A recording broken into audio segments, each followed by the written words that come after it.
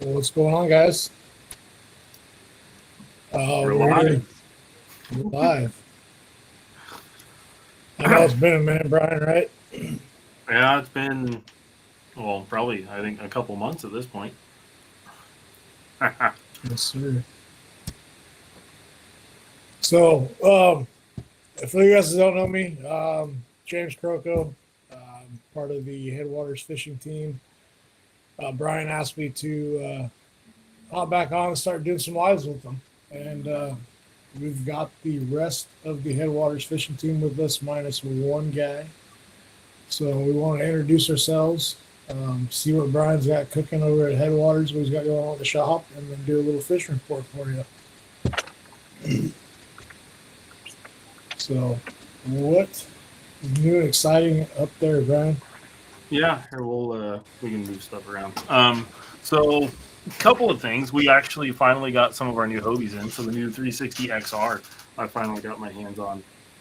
That's been a fun boat. The drive mechanism is, well, the drive well is totally different than what it was in previous years. So you can lock the drive in the forward position now, which is, I think, going to help save a lot of drives from falling apart. I know it's kind of harsh to say, but there's been a few hiccups over the years. Yeah, it's essentially the same boat. They're coming out with new colors for 2024. So kind of a campfire color, which is a red, black, and gray sort of mixture. Not quite like Ike Edition. A little kind of some black and gray mixed into that. And then also some new 180 colors. So they've got a dune camo now, which is kind of cool, and solid battleship gray. So kind of Hobie's kind of mixing it up a little bit for 2024. It's been nice to see. Kind of keeping people on their toes. You had one of the Outbacks in that gray, right? Yeah, so they shipped us a few Outbacks, what they had in stock and what they were kind of producing, what they could get out. So I've seen they still have the Sunrise camo, which I think James you have now for this year, and they added a couple more colors. So the Dune camo, which is like a black, white, and gray camo color, and then also a solid battleship gray, which is just a straight gray, which is kind of a cool something Hobie's never really done before. So it's been Yeah, awesome. I like that color on that Outback. That was a good one. Yeah, the Doom Cam was awesome. The Doom Cam has been really popular lately, so it's been really cool. So other than that, Nice. let's see. On the Old Town front, we've finally got our hands on the new EPDL. So that's a cool system. Electric assist pedal drive kayak. It's been We've demoed it a lot lately.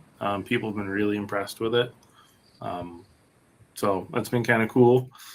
Other than that, I mean, a few cool boats coming down the pipeline with Crescent. Crescent's another really popular brand that we've had really good luck with. So be on the lookout for that. They've released a few new boats over the last probably 2 months. So really cool to see what they have coming too. Nice. Yeah. Overall, the So, fishing kayaks have changed quite a bit in the last few years, haven't they? yeah, that's an understatement. We actually had a customer come into the shop. Yeah, I guess it's been probably 2 months ago now. We rigged an autopilot with an NK180 off the back and Okay. 2 Garmin 9-inch fish finders right in the front.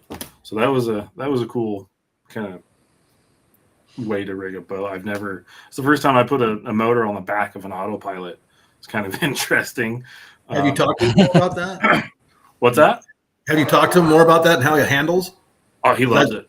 Yeah, because I thought about doing that with mine because I was So like, he uses the motor kind of like what the guys do with like Titans and mhm. pro anglers and that kind of stuff. So motor off the back for A to B, and then he swaps over to the Minn Kota for all of his kind of spot lock stuff. Yeah. So he's been really impressed with it. And he's a pretty kind of introverted person. He didn't want me to put stuff out there too much, but I mean that boat we rigged out to the gills. So it turned out really good. I had to build like a special plate for the back to get the motor to kind of fit right, because they have the anchor mount to the side of the rudder. Right. But if you offset a motor like that, it kind of pushes a little weird. Right. So we remove the stock rudder. He uses the foot pegs to steer the motor off the back of the boat. Okay. So it's foot steering essentially. And then get Shane back in here. So foot steering with NK180 off the back of the autopilot. And then obviously has the motor up front. He said he does he can kind of feel the front motor drag a little bit when he's using the NK180. But if he pulls the motor up, he gets a lot of water splashing up that drive well that the Minn Kota sits in on those autopilots. Yeah. So we're trying to figure out a way to. I might try to figure out like a little plate he can stick in. And so when the Minn Kota is up, if he could put a plate in there somehow, some way, if he's really going to be motoring long distances, just to get that drag out of the way. There's a plate that comes in with the boat, right? Because when I got mine, it had that black. It's not a real good plate, but I mean, that would work better than water flying over the top. That's true. But you could probably make a plate for it. You're really easy. Yeah, I think with that one, I think the motor, the head of that Minn Kota still sits down inside the well a little bit, so that black plate that you're talking about, I don't think will work. Okay. You got to build something that kind of goes around each side of the motor. So gotcha. It was a cool build. We were able to do a lot with that. So yeah. Other than that, been pretty slow. And just pass it off to you, James Croco, and if you want to introduce. Well, we're talking kayaks, so let's introduce Mr. Robertson, James, the other James in the bunch. Go ahead, and what do you fish out of, James? So I have an Old Town Autopilot 136, which I bought from Headwaters. Oh man, probably during the summer, I think May or so. So I've been breaking it in and driving it around, and just having a great time with it. I went from used to have a 10.5 Titan, which I enjoyed, but I wanted the extra room, and man, I got it. That thing is a battleship. It's awesome. I mean, I could literally stand on my boat and do jumping jacks. It's so big. Yeah. When I first got it, I was standing up fishing, and I thought I went to sit down because I thought I was near my seat, and I actually sat down on my deck. So I was like, holy smokes, this thing is big. So it was quite a change, but I'm really enjoying it. It's a great boat, very stable. That's what I love about it. I was concerned, the stability of it, but man, there's no issues. I don't get water over the front like I did in the Titan. It's awesome. So Nice. yeah, really enjoy it. So are you fishing tournaments this year, James? What do you plan on doing as far as that's concerned? Yeah, I'm going to be fishing. The new BAM's Bass Angler Magazine tournament. I'm going to be doing all 4 of those events and hopefully make the TOCs and get over to Lake Berryessa. I plan on doing the native. What is that? Big fish, or what do they call it? No limit. No limit. Yeah, plan on doing that on Clear Lake. That's going to be a blast. That's going to be a wild tournament. If we have a turnout like we did last year, holy smokes! Yeah. So if you guys aren't familiar with it, Native does a handful of those throughout the country. Marv is the tournament director out here, and they're coming out here for the 3rd straight year. Last year we had 180 something odd guys out of New Maloney's. This year it is the first weekend of April. It's gonna be at Clear Lake. So the limits at Clear Lake, because there's no limit, I'm very curious to see what the overall inches is going to be. It's going to be on that lake in April. It's going to be a blast. The fish should be chewing. Yeah. So if you guys are interested in doing a tournament, well, John's only kind of catch doing 2 a fish, so yeah. Let's hope it Doing stays a that walk- way. Hey, well, if it's 2 fish per hour and they're both big, you're golden. Yeah. The problem is he's been harassing all his new coworkers while he's been retired. Yeah, I've been enjoying retirement. Yeah. But yeah, So, so that's gonna be an awesome tournament. So it's gonna be fun. And then I might do some yakka bass in between somewhere in there. Perfect. Johnny, Two Fish Johnny. Johnny. What's up, buddy? What's up? Greetings, everyone. And James, nice to meet you. Nice to meet you too. Yeah. So I'm gonna fish Everything. all of it. So gamblers, yakka bass, BAM. If I go down south, I'll fish some ABAs. And then there's Central Valley. I'll probably hit a few of those. Definitely going to go to the Native. Definitely going to go to the Bass Open at Clear Lake on June the 29th. Definitely. Absolutely. Yeah, I think everybody should go to that one. Let's see. Basically, every weekend I'll be fishing. I'm retired now, so I got time. Talk about overachiever, damn. I know, right? Yeah. So I have a Hobie 360, and so 14-footer. I have a motor guide up front, and I also have a NTK or 180 in the back. I run the motor guide i3 mainly. I don't actually put the 180 on often. When I do, I don't know. It does give me a few more miles per hour, but I usually don't put it on. If let's just say if I'm pre-fishing or something and I'm gonna go a long ways, I'll use that motor to get to, like you said, like Brian said, point A to point B. I've never had any problems with my boat at all. Nothing with the drive, nothing with the belt, no cracks, no nothing. You're The lucky. boat is a great boat. I've no complaints at all. I do put silicone on my drive. I get home, just hose it off, spray silicone on it, and then the belt and stuff like that. I never force anything. I don't force the rudder. I don't force the 360 drive. I just take it easy with it. The reason why I call myself Two Fish Johnny is the last 2 tournaments I've caught 2 fish. So I'm yet to get a limit on hopefully the next tournament. I catch one more and I can say I had a 5 between 3 of them. It'd be 5 fish, Johnny. No.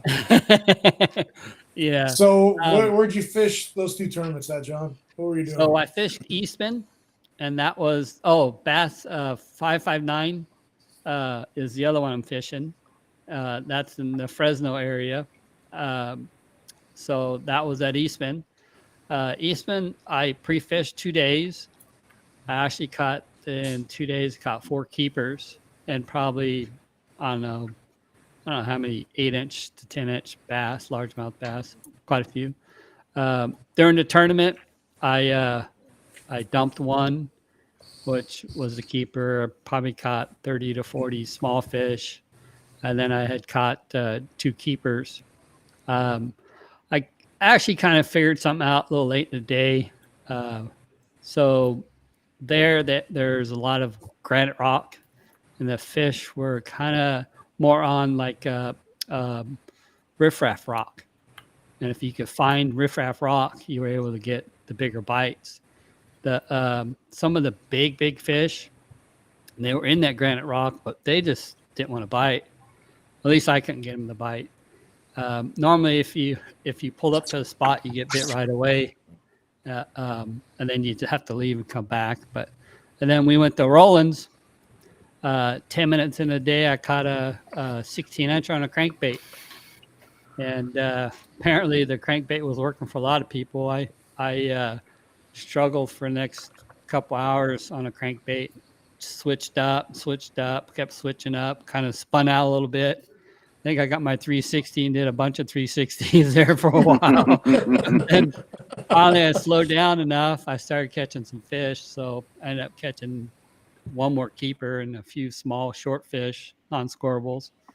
I do write articles for Western Bass. I enjoy doing that. It's basically all the kayak tournaments. I did their schedule on the kayak forum this year, and I'm doing things a little bit differently, kind of putting links on the results and stuff and putting it up. And it's pretty cool because I meet a lot of people doing that. I interview them on the phone and record them, and then I type it up. And I started off on fishing bass tournaments and bass boats in 1986. And Steve Mealander said, "Hey, you want to fish a kayak tournament? I got a kayak you could use." So anyways, yeah, I've been hooked ever since. I really enjoy it. The community, great people. Okay. I'm not saying the bass boat guys aren't, but they're not. So compared to the kayak community, Yeah. okay. They'll look in the face and just lie to you. So, I just, whatever. Don't even talk if you're gonna lie. But I don't have a problem telling people how I catch them, because I know for a fact that how I caught them today, probably not gonna catch them like that tomorrow. But it does help, kind of figures things out. Now, I don't always give like at Eastman the bigger rock, not the granite rock, but the riffraff rock, that size rock, like a basketball and smaller.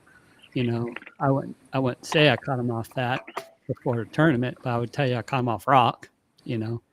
I really wouldn't lie, but I want to get real specific about it. and I feel honored to be on the Headwater Adventure team. I appreciate that, Brian, very much. And every kayak I've owned, I've gotten from Brian. And I appreciate his business, and I appreciate his customer service. The quality of his customer service is number one, and that's what keeps me coming back. Absolutely. Yeah, Absolutely. I remember driving that first pro angler down to you. Yeah, that was what, I 5 did or 6 really- years ago. Yeah, I did really well on that kayak too. I put a little thing on a forum saying I was thinking about selling my pro angler, and within 5 minutes I had someone message me saying how much. So not hard to sell. So Yeah, they sell themselves. Yeah. Well, yours has got a lot of good juju on it, though, John. Yeah. From the AOYZ. Yeah. I really like that kayak. I try to keep it simple. I do have two graphs. I don't put them in the front of me.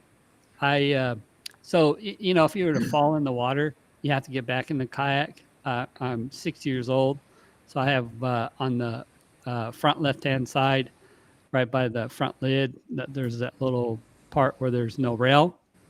So that's where I get in at. So I practice that, and I always wear a wetsuit and the 120 rule, meaning if the air temperature doesn't meet 120, I have a wetsuit on, and I have other clothes on top of it, but still, if I do fall in, I'm not going to get hypothermic, So that's the key, too, with the kayak tournaments. And this last tournament we had at Roland's, day 2 was supposed to be pretty miserable. So,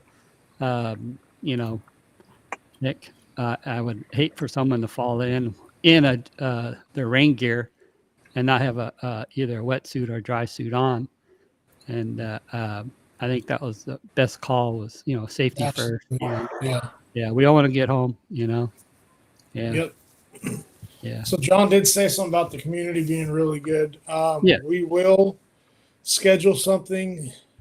We got to find some dates and hammer it out, but we're going to do some like a fishing social, get together at a lake. We'll kind of do a few of them. Won't do too many. This tournament schedule is really busy, and I know a lot of guys are busy with stuff, but we'll plan a couple of them. Maybe do one up After Bay, John, at Orville. Maybe fish that in the summertime since we all got Summer leader After Bay. Yeah. Yeah. I think it's summertime there. We got fish that in the fall a while ago, and then doing a Mother Lode Lake, and maybe one at Clear Lake before the big tournament in June. That way, everybody get up there, a month beforehand and see where the water's at or whatever. We'll plan it out. We'll do 2 or 3 of them, and we'll keep you guys posted on that. That sounds good. Yeah, that'll be fun. That'd be a lot of fun. So bring Shane in. What's up, buddy? Hey, what's up, guys? What's up, Shane? Hey, so I'm Shane Jones, and I fish out of the 13.5 Titan. Been fishing out of that. Well, I was fishing out of that for a while, and then I went to the PA side, and then now I'm back to the Titan. So absolutely love it. Got a Motor Guide XI3 up front. I've got an NK180 in the back, dual graphs, running 24-volt lithium in the rear for the rear motor. And then I've got 100 amp for the front trolling motor, and then a 50 amp that runs all my electronics. So absolutely love the kayak.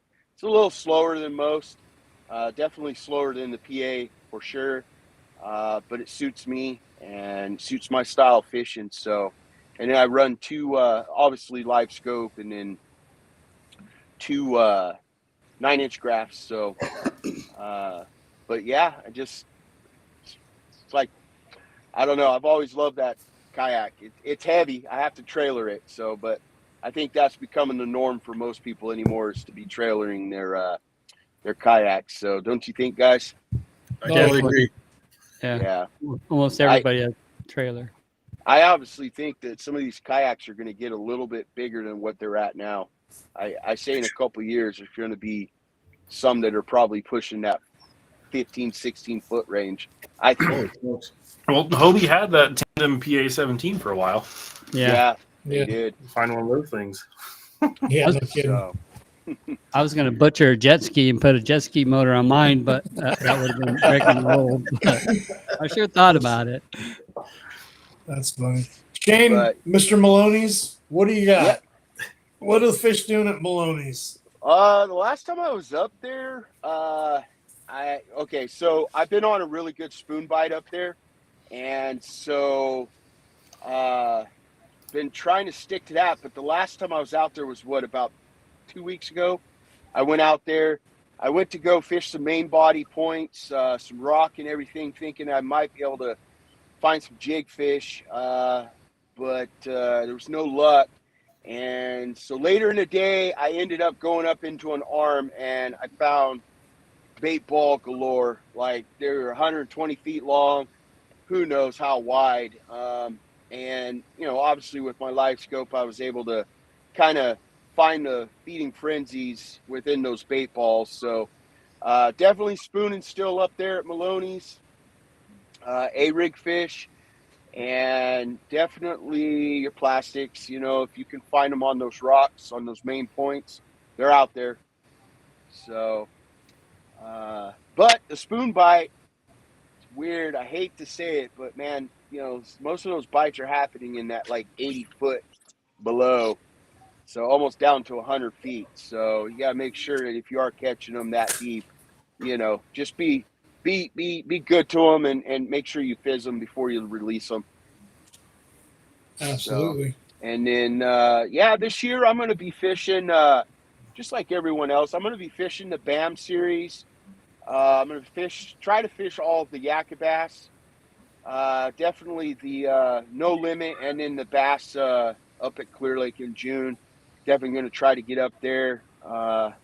It's been a crazy year. We're building this house on my parents' property right now, and it's been a two-year project, and I'm still not in this house yet. So I'm hoping we get out there maybe by mid-February. I'm hoping we'll be out there and things can kind of settle down with all the expenses. So Yeah. But I mean, I'm looking forward to it. Just like John said, I love the kayak community. I do have a big boat. It's down at the moment, but for me, I'd rather be out in the kayak, to be honest with you. I just find it more enjoyable, just more peaceful. And yeah, I'm here to stay. I'm not going anywhere without a kayak. It's so much fun. So, and where can people follow along with you at, Shane? so I'm on Instagram as Jonesing for Bass. Also have a TV show on Hooked Outdoor TV called Jonesing for Bass also. And you can follow me there. If anyone's got questions about kayaks, rigging, pretty much anything you got questions, just reach out to me. I know there's a guy his name's Jeremy up in Orville. I think he ran into me up at the ISC show. I think he might have, for a brief second, thought I was Joe Roscoe from with Bass Union, one of my sponsors. But I was obviously wearing my hat. And so anyways, I promised him I'd reach out next time I'm up at Orville to take him out. I believe he said he had an Old Town. And so I told him I'd be more than happy to get him out and get him kind of comfortable fishing tournament style on his kayak. So hopefully soon we can make that happen. Let me know when you go out. I'll meet you out there one day. Yeah. I think it'll be probably after the Yakka Bass Orville tournament. But definitely. I went up to Orville last weekend. Not going to give any juice. I mean, and obviously, I'll say A-rigs. They were hitting A-rig. I won't say exactly on what, but they were hitting A-rigs. But I have never fished that tournament. I've been wanting to go up to that lake for over 5 years, and finally I went up there. And I'll tell you what, that lake I absolutely kind of fell in love. I mean, it just reminds me of Maloney's. A lot. It really does. A ton. Yeah. So yeah, that's in 2 weeks. Not this weekend, but the next weekend. So hopefully, the ones here on the adventure team, hopefully we can do a good showing up there. Absolutely. Sandy, I won't be there, unfortunately. But that's a great lake. I absolutely love that place. It's close to home, obviously, for me. But and what's awesome is it's got so many different arms. You can go to so many different directions, and there's many parts of the lakes that I haven't even touched. So, that's what I love about it. It's just, and it does remind me of Maloney's a lot. Yeah. Right. Where can we find you at, James? You can find me on Instagram at James Robertson. I was looking up my number because I don't look at myself. 3133. I don't have any funky special name, unfortunately. I wasn't when I created my account. I wasn't thinking. But Hey, we works. can change that, James. We Oh, can can change you? that. Oh, Yes. great. Yeah, you Okay. got to get something that kind of hooks people here. I do. I definitely need a new name because it's that is not the best in the world. Or Yeah, you could. it can be- I'm creating a lot of YouTube content and put it on YouTube. You can find me at James Robertson Fishing, and so I try to put up a video once every couple of weeks and just keep those coming. And yeah, it's just showing people what I do. Where I fish. I don't hide anything on that channel. And I'm not. I don't do a whole lot of tournament fishings. I'm kind of more your regular guy, and I'm out there on the water. So, if you see me on the lake, look, give me a yell, and if you want to go fishing, hit me up. I'm going fishing every weekend somewhere. So it's either Bowlers, Collins, Oroville, I'll go anywhere. Clear Lake. There's a couple lakes I'd like to go try. Black Butte. Is it Black Butte? I think it's Black Butte. Yeah. I've never fished that before. I'd like to get up there. Here that's got a pretty decent fisheries. So yeah, I'm all over. What do you got fishing report for us, James? I can tell you I've been fishing Oroville of late. It's when I was out last weekend, I was out on the lime saddle side. It was pretty slow for me.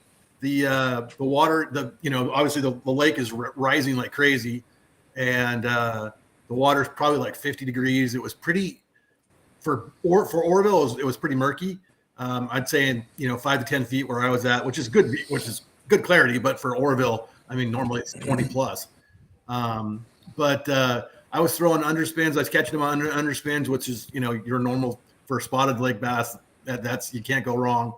And I was using the Bass Union darter head, just kind of slowly bouncing it along the bottom in the rocks and getting hit that way. I caught a couple fish that were almost 2 pounds. So, that's a good fish for Oroville. So, but and one of my favorite things to throw out there is a Carolina rig. I think it's really underrated. I've caught close to a 4-pounder out there on that. So, but that's one of my favorites. So nice. Right on. Two Fish Johnny. We find you at Two Fish Johnny on Instagram, or where do we find you at? So bud? Instagram is John Myers Fishing, and then Facebook it's John Myers, and then I gotta say a little report about McClure.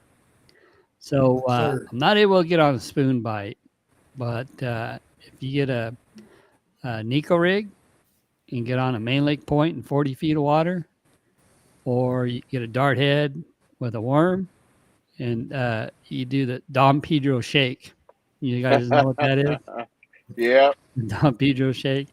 Look So like you're having a seizure out there. Yeah, it's shake, stop, and then drag it a little bit, and then usually you get bit. And if you don't, start shaking it again. So another thing too is real slow as you shake it, so it's kind of moving. And then again, main lake points, 40 feet of water, almost any main lake point. It's incredible. The spotted bass there. I haven't posted any pictures lately, but by myself, I've had between 12 and 12 and a half pounds pretty easily. I caught a 3-pound largemouth the last time I went in about a foot of water on a Nico rig. But all the majority of the rest of them, well, basically all the rest of them came in 40 feet of water. Yeah. Nice. Pretty simple fishing, Yeah, it's fun. Yeah. And they wouldn't eat a tuber jig, so that's kind of weird. Normally, you throw a jig and you're going to lose your rod or tube, but they just wouldn't touch it. It's kind of weird. Yeah. All right, you guys. For me, the last place I fished was Rollins. Morning bite, a little bit of wind, 20 to 25 foot range, kind of where the bank meets the bottom. A-rig caught a bunch of fish, and then as the day warmed up, they were up shallow. I got them kind of junk fishing, jig, a flashy swimmer in the trees.